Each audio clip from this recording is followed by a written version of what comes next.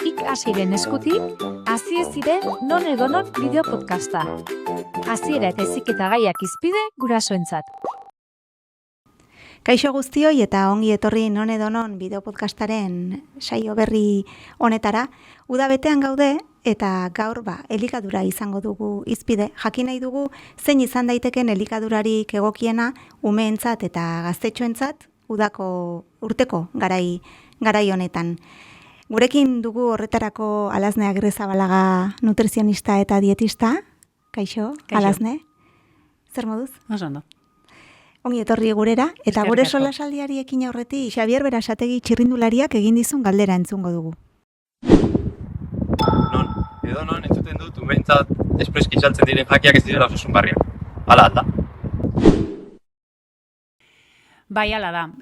Umiantzako espreski saltzen dianak daude marrazki politez eta beraientzako oso erakargarri egiten dan, askotan supermerkatuko apaletan beraien alturara jartzen dira eta ibiltzen ikasten hasten direnean korrika juten dira bertara, baina umeentzako ez genuke ezer berezirik erosi beharko. Beraien jan beharko lukete elikadura erreala, benetako janaria, helduok jan beharko genuke bezala. Beraz, beraientzat espreski prestatutako janaririk, elikagairik, ez? Gomendagarriak dira, adibidez, oso osasungarri aurkezte zaizkigun beste hainbat produktu, frutazukuak, beraientzat prestatutako hainbat jogur, ez? Ustez, probiotiko asko dituztenak, oso onak direnak. Hor azkenean ikusi dana da, askotan umeek gutxiago jateko itura dutela, edo behar bada guk hain erraz, edo osasungarriagoak jan beharko genituzken elikagaiekin arazo bat izan dezaketela, izan daiteke murtsikatzeko garaian, behar bada uste dugulako ez dutela teknikarik, baina ikusi da baby led weaning egin ezkero, edo pixkat osoikan eman ezkero askar ikasten dutela, eta ez genuke zentzu hortan ezer berezirik egin beharrik.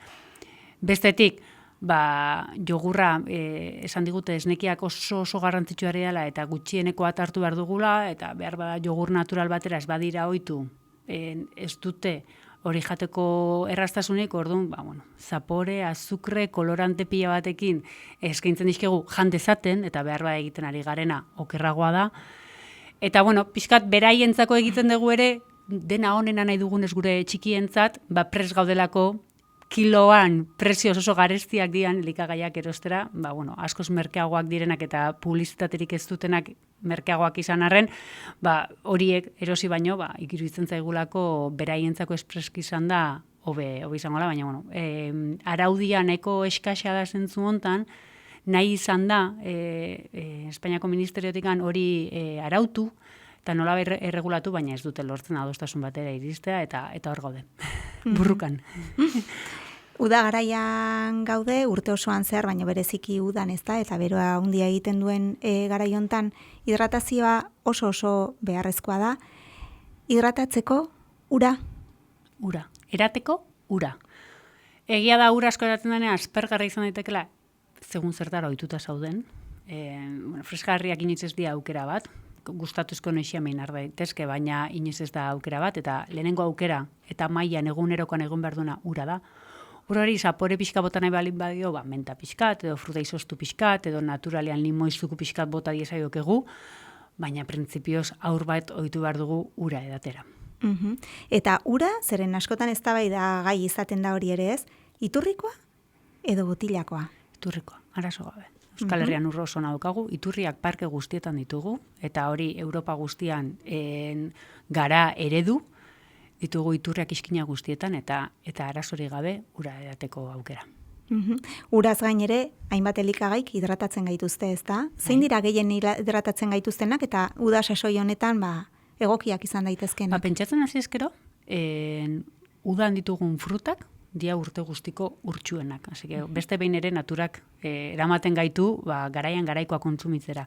Hemen ohitura behar meloiarekin bai, sandiarekin behar ez dagoen beste ohitura, baina sandia eta meloia dira proportzioan urgeina dutenak, 95 inguruan dabiltza, baina marrubiak ere oso urrasko, udareak, melokotoiak, brinoiak, garaiko frutak oso urtsua dira. Ez dugu astu beharrela ere, lehorrena iruditzen zaigun platano batek ere 175 daukala. Orduan, oinarrian izango litzateke fruta kontsumoa igotzea edo eskaintzea, lehen esan dugun, urakin hidratatu eta aspergarri izan daitekela, frutarekin ere aukera egon daiteke. Eta gero barazkekin, berdin, udako barazkia, tomatea, kalabazina, gauza guzti hauek oso urtsua dira. Eta zer elikagai eman diezazkiek egu umei udan? Esan nahi dut, fruta, berdura ere aipatu dugu. Horrez gain, zertan oinarritu barko litzake dieta? Printzipioz elikadura osasungarri baten oinarri izango litzake, barazki eta fruta asko, gutxienez 5 razio, gutxienez hori ez da maksimo bat, batzutan bildurtzen gehala zenbat platano jaten dituzten gure umeek, baina niri ez dit prekupatzen ume batek zenbat platano jaten duen, egia esan. Oinarri izango dira barazkiak eta frutak, eta gero horren gainetik piramide baten irudikatzen badegu kulturalki oso ohituta gaudelako bidera, oinarren nengo liateke fruta eta berdurak garaikoak, lehen komentatu dituguna garai hontan.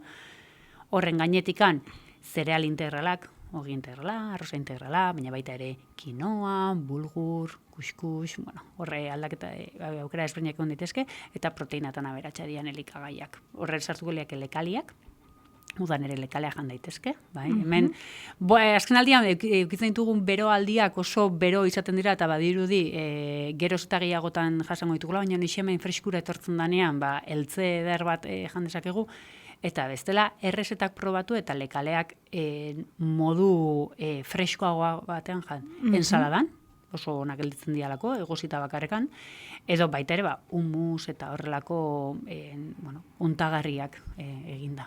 Eta gero horren gainetikan egongo liake proteinak animali jatorkoak, aragia, arraina, arrautza, esnekiak. Hoiek pixka bat talde batera utzita, ez? Lehen aipatu ditugun frutazuko hoiek, freskagarriak, helatuak, oso ohikoak izaten dira udan. Egia da, azukre kantitate handiak izaten dituztela. Tarteka kapritxo hoiek, utzi behar diogu gure buruari. Tarteka danetik anin behar dugu. Ezin geha, eta gaina askotan ume exigitzen diogu, guk gure buruari exigitzen ez dioguna. Eta baldin bagoaz egun pasa Donostiara, zergaitik ez lau bat hartu eta pasia bat eman, noski. Ezin dira izan eguneroko kontu bat, eta ezin izan, nik askotan zertan etxean saiatzea, etxean ez sartzen. Elikagai horiek egunerokoan egon ez daitezen. Etxean dagoena gero kontrolatzea saiagoa izaten dalako, eta hor sartzen galako bai eta esen burruka hortan. Egokiena izango litzateke etxean edukiarren kontrolatu alizatea. Baina lehen esan bezala, askotan gure burua ez da gai eta iga umei hori exigitzen, pixkat hori kontrolatzeko. Eta azukrari dagokionez ere, kontutan hartu behar dugu, askotan beste izen batzuen atzean ere, izkutatzen dela, ez? Ordo fruktosa, sakarosa, jarabe, pila bat. Hor ditugu adibidez, 0 azukre jartzen duen galleta batzuk, ez da egia izaten, ez? 0 azukre izan dezake, baina azukrearen ordez izan dezake edulkorantea. Ez dago gaieta osasungarririk. Guk hartzen balin badugu gaieta basikoena dena, Maria motakoa esaten zaiona. Denok ezagutzen duguna, eta askotan ume bat jaten azten danean, erizainek eta pediatrek bultzatzen duten gaieta izan ditut izugarrizko eztabaidak honekin. Edo eskolatan ere, aurreskolatan eta ematen zaien gaieta. Ez dago gaieta osasungarririk. Eta azkenean egunerokoan sartzen eskolatan edo erizainak gomendatzen digun bezala ematen balin badiegu. Gaieta hori dituen dituen osagaiengatik, izango dela irin birfindua, olioa ez da izango, eta azukrea gozo bat da, boio bat da. Horrela ulertzen azten gehan momentuan konturatzen ga ezin duela eguneroko gozari askariaren parte izan. Gaieta Maria bat hartuko bagenu, kenduko bagenio ogia irin hori bihurtuko bagenio integrala. Olioa behar bada aldatuko bagenio, baina azukra kenduko bagenio, askotan kartoi puzketa bat izango litzateke. Osea, ez litzateke ez litzateke zaporez egokia izango, eta jan behar dugu gustatzen zaiguna ere. Orduan, izan behar du zerbait puntuala, gustatzen zaiguna jan, baina askotan horrelako basikoak hartzen ditugunean, ez duten ez txokolaterik, ez duten ez bestorlakorik, badirudi, edo azukrerik ez duten horrelakoa, badirudi nahi aina jan daitezkela, eta ez da egokiena. Eta, tira, hitz egin dezagun ere etiketei buruz, ezta? Begiratu behar diegu, etiketei, normalean letra oso txikia izaten da, ia lupa bat behar izaten du horretarako, markatzen du minimo bat, eta normalean minimora joaten dira. Bai, eta minimo oso txikia dela esan behar dugu, Bueno, 12 zereal, eta hasi... Askotan ez dakizkigu ez da ze zereal diren ere, ez ditugu ezagutzen. Ez, fruta zuko hietako bat, 10 fruta, 10 vitamina, lehentxeago egon gara begiratzen, eta, bueno, danetik omendaka honek, ez dakit, 10 bat fruta oso kabitzen dira hemen barruan honek dioenez. Zukoen arazoa, eta etxekora ekarreko bagenu ere, arazoik handien batez ere da,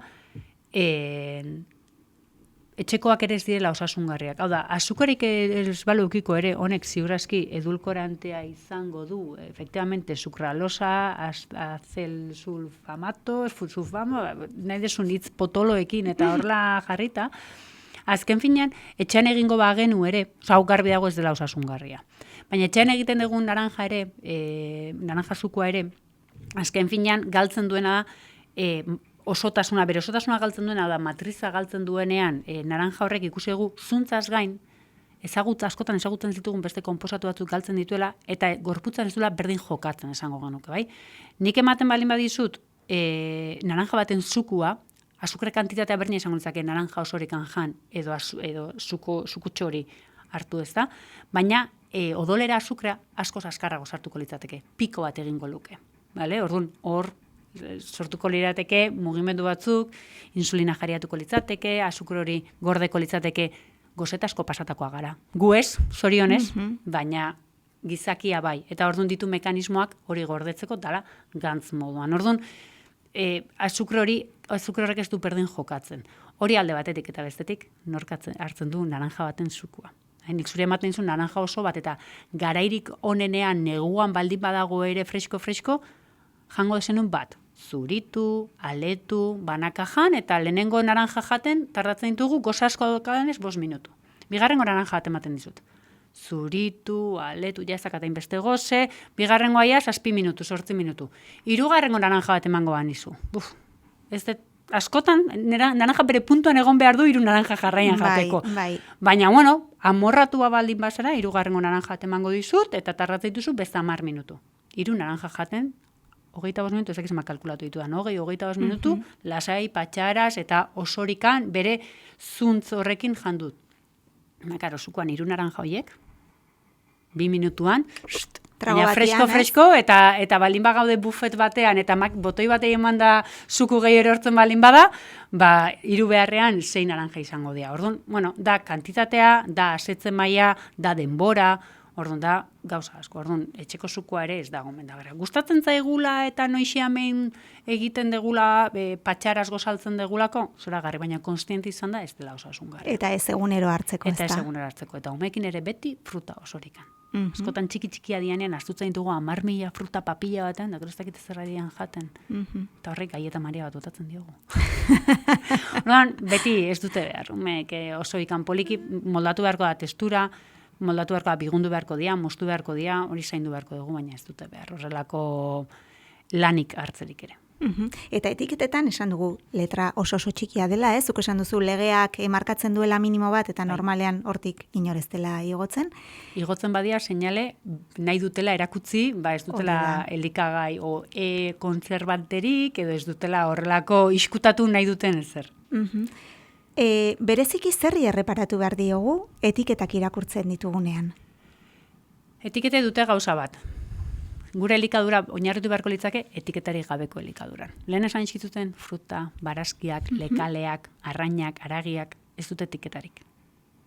Freskoak dira, lekaleak lehorra dira, baina bueno, dilista, pakete baten osagaia dira dilistak, askotan ez dute ez da osagaien zerrenda beharrik dilistak soilik direlako. Orduan, ez duterik etiketari behar eta guazen hori bultzatzea. Etiketa behar duten kasuan, batez ere begiratzen dugu osagai kopurua, 5 baino gehiago baditu ja susmagarri izan daiteke.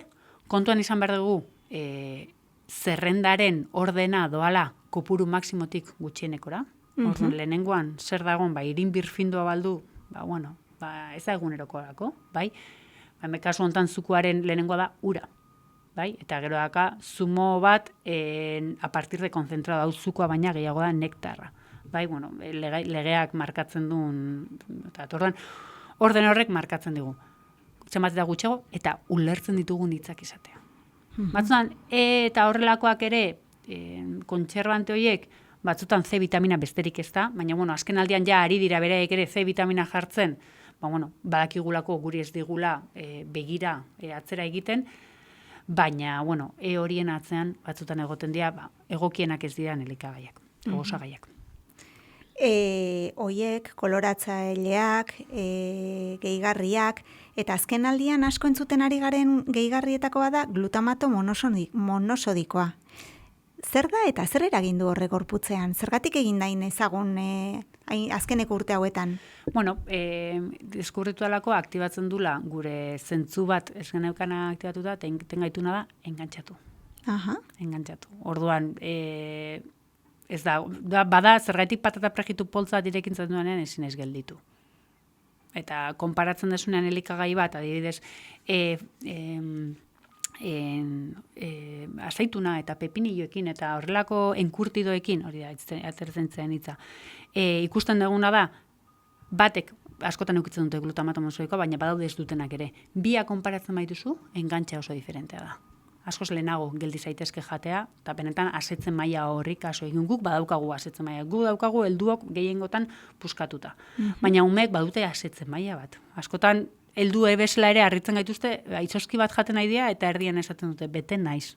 Guk ez dugu inoiz izoski bat erdizka usten, ez?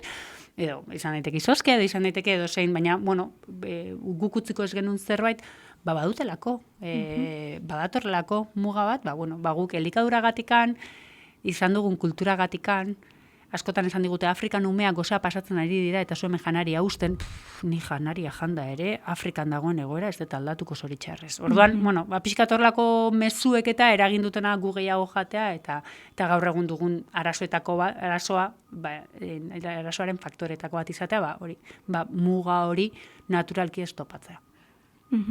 Eta produktu natural batetik dator glutamato monosodiko hori? Esan nahi dut, hori legez araututa egongo da, ez da? Legez araututa badago, baina, legez araututa gauza asko daude. Bai, eta ez dira onak gorputzarentzat.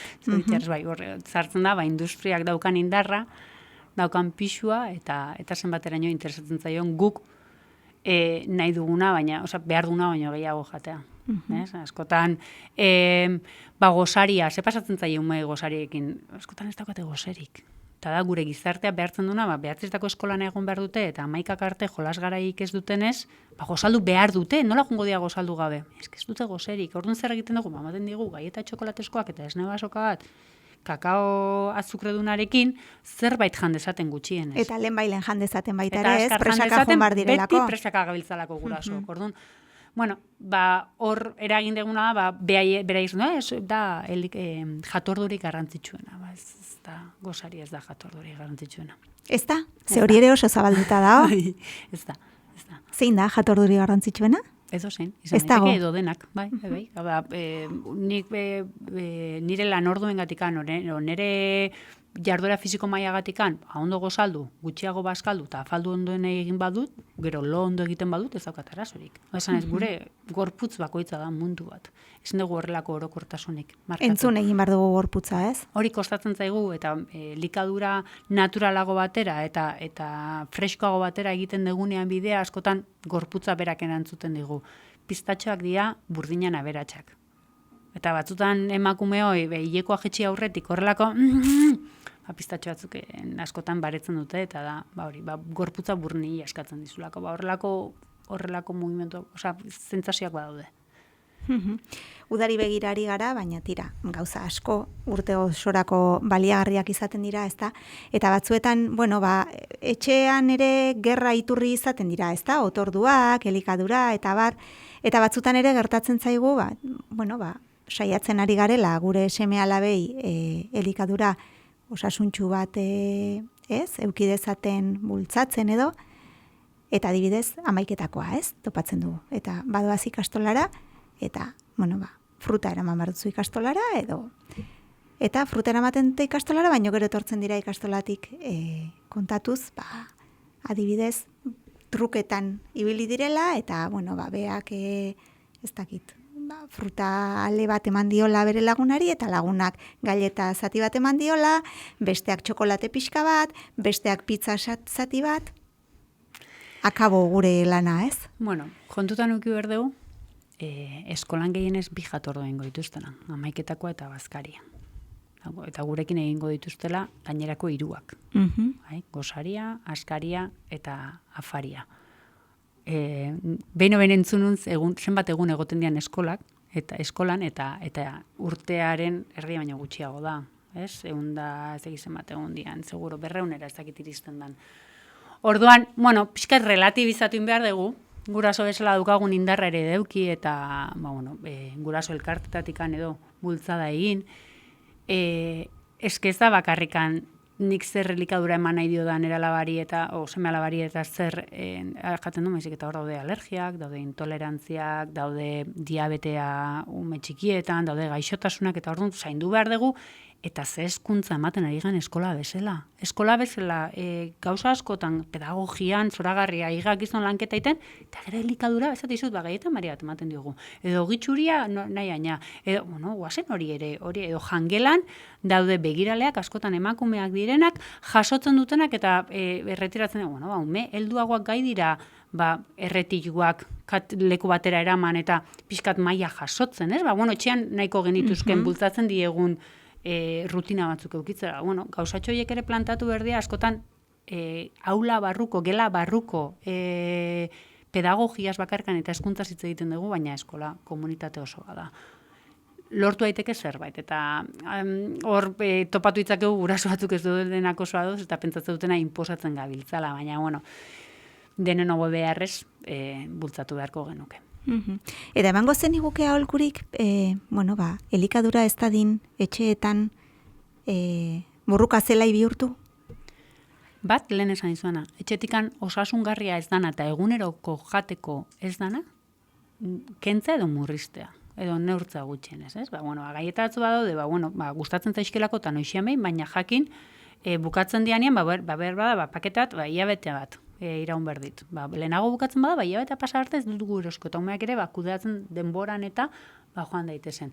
Eta gurasoak ere zen elikadura dugun, eta nola konsumitzen dugun, eta, baloratu, ez? Guk zer jaten dugun, ni aurdun gelditu nintzanean, baloratu nun ze konsumitzen nuen, eta zer nahi nuen, eta zer ez nuen nahi nire alabentzat. Orduan, etxean aldaketatzuk egiten dira, eta baloratza. Eta burruka askotan dialako gurasoen espektatibak. Umeak gaixotzen dianean jateari usten diote. Eta zukarrakin balin badaute, gorputza dago pendiente hori sendatzera. Bildurtzen gara, umeak oso, ume batzu daude, txikiagoa dianak, pixu gutxiagoa dutenak, argalagoak direnak, gorpuzkera korra dialako eta kosta itzen zaigu gorpuzkera horiek onartzea, eta gorpuzkera horiek beste behar batzu dituztela. Ez da berdinea, 50 kilo pixatzen duen ume batek, edo 30 kilo pixatzen duen batek, eukiko duen energia eskaera, bere pixua mantentzeko soilik. Eta 50 gehiago joan beharko du, eta 30 izan daiteke gutxiago behar izatea. Eta batzutan burruka bihurtzen da, guk erabakitzen dugulako zer rasio jan behar duten, guk horrela ikasi dugulako, eta guri iruditzen zaigun, baina behar bada umeak, edo gehiago nahi du, eta osasungarria balin bada, berdin digu, lenteja burduntzaleka bat, edo 2 janditun, ez? Baina, karo, hor pasatzen da, San Jako bat, patata prejituak imalin bada, eta umeak errepikatu nahi badu, pixka mugitu dinten gaitu. Baloratu beharko dugu, zenbatero ematen diogun horrelako frigitua dan zerbait, jan behar dutelako, esperimentatu behar dutelako, noski baita guk ere. Baina egunerokoan etxan balorazio bat egin beharko litzateke. Horre ere dena den pisuaren kontuarekin eta ere askotan pediatreek eta ez jartzen dituzten taula hoiek ez, pertsentilen taula hoiek ere presio iturri ere izaten dira ez? Askotan gero hitz egiten duzu eta ia beti izaten dira ama lehen aldiz ama izan direnak, ez da? Bigarren umearekin askotan beste ez diozu hainbeste begiratzen gainera, ez dakazu denborarik hainbeste begiratzeko. Baina gero ere kontrolatzen zelako umeak aurrera ertetzen dira. Kontrolatu behar da, noski. Arazoren bat egon daitekelako, eta batez ere bularreko umea baldin bada, edo biberoikoa danean ere jaten ez badu zergaiti den. Berba apetitu gutxiago daukalako, behar gutxiago daukalako, edo askuntzan eragiten ari den. Noski kontrolatu behar dela. Baina guazen pixka bat relajatzera. Eta ematen ditugun aholkuak batzutan ez dia, 6 hilabetera arte ume batek hartu beharko luke soilik esnea, izan ama esnea edo formulakoa. 2 urtera arte izan behar du oinarria. Hau da, urte betekin, ume horrek justo pixkat pikatzen bali madu platano zati bat, ez dago arazorik 2 urtera arte oinarri izan behar dulako esnea. Eta gero hortik aurrea formulako alin bada gutxitu iten da, eta bularreko alin bada jarraitzen du, beti ere kontuan ukita karentzia batzuk agertzen dira, ja beste zerbaitekin reforzatzen hasi behar degula, baina oinarria da esnea. Eta orduan batzutan bildurtzen gea, umeak oso txikia denean, pixu gutxi dutenean, hartzen ez dutenean, 6 hilabete baina, hasi pureak ematen. Pure batek ez daka nutrizionalki nahiko vitamina eta mineral asko ditu, baina kaloria aldetikan ez dauka apenas kaloriarik, eta ama esneak beti ukiko du gehiago. Orduan horrelako elikadura aldetikan, pixka txirriatzen diguen komentario batzuk egoten dira, baina, beldurtuta dagoen guraso bikote batzentzat, normala izan daitekeena. Bildurra eta azkenan gehien maite desuna hor daukazu, eta esan dizute pixu gutxi dukela, zeingo dezu, esaten dizutena, normala da. Kezka hortatik abiatuta, ez? Hori da. Ederki Lasne, beraz, aldela etiketari gabeko elikagaiak, alik eta sinpleen, alik eta osagai gutxien dituztenak, eta aukerari baldin badago bertakoa eta garaian garaikoa. Eta itxutu gabe umei eskaini. Umei eskaini eta unaiz eta orain garaia ez izan, fruta bere xiren bat eskatzen badu, eman. Batzutan ematek jartzen ditugu muga batzuk fruta eta barazkekin ez dutela esanka ez bururik. Eta ume batek 3 platano, 4 platano jaten baitu egunean, ez da ezer pasatzen. Beraz, osasuntxua den horretatik eman bildurri gabe baita ere, ez da? Bai. Osasuntxua danak ez daka arazorikan eta askotan beraiek. Eta eskaini, ze askotan ez diegu fruta eskaintzen, ez dugu kalera atatzen. Nigo hain, pixkat elduxiagoa nire alabak, baina txikiak zirenean beti namakin fruta ontze bat gainean. Danetikan gustatzen zaina, batzutan bueltan etorretzen zen, eta bestetan dana jaten zuten. Eskura espalin badaukagu, seguru ez dutela jango. Ederki Lasne, mila esker gurekin izateagatik eta tartetxo gurekin partekatzeagatik. Aplikatuko ditugu, gomendio hauek gure egunerokoan, eta zuei ere mila esker gaur gurekin izateagatik. Non edo non, hurrengoan ere hemen izango gaituzue.